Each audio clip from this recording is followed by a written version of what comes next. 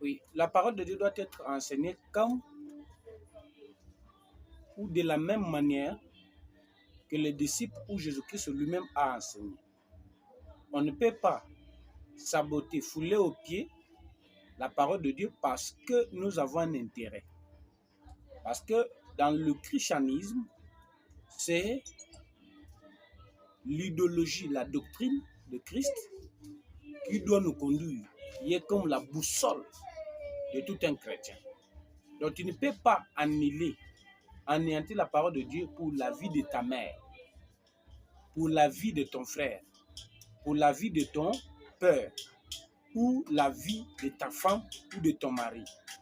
Parce que les sujets dont on va parler aujourd'hui là, il y a un faux un qui s'est prononcé là-dessus et qui a donné raison qu'on peut fouler au pied cette parole pour un intérêt personnel individuel.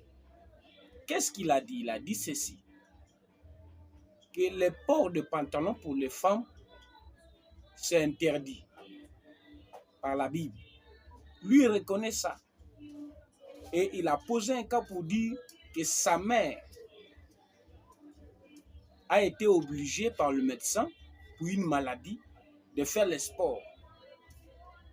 Et comme les sports sont faits qu'avec des instruments sportifs, eh bien, la parole de Dieu doit être mise à part et appliquer les contraires entre la santé de sa mère et le port de pantalon. Il doit choisir la vie de sa mère. Il a dit, les choses évoluent. Mais attention, la parole de Christ reste éternellement. La parole, l'enseignement de Jésus-Christ est pour l'éternité. Soit vous ne le faites pas parce que vous n'êtes pas de sa sémence, soit vous le faites parce que vous êtes la sémence de Dieu. Ce n'est pas aux intérêts personnels, individuels, que nous, on doit fouler le pied.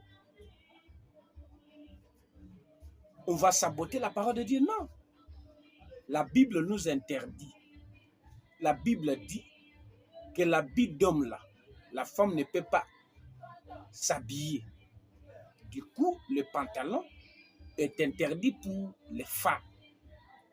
Si il se pose quelque chose qui oblige à une femme de porter pantalon, ce n'est pas vous qui a créé l'âme, la santé, la maladie, mais c'est à Dieu lui-même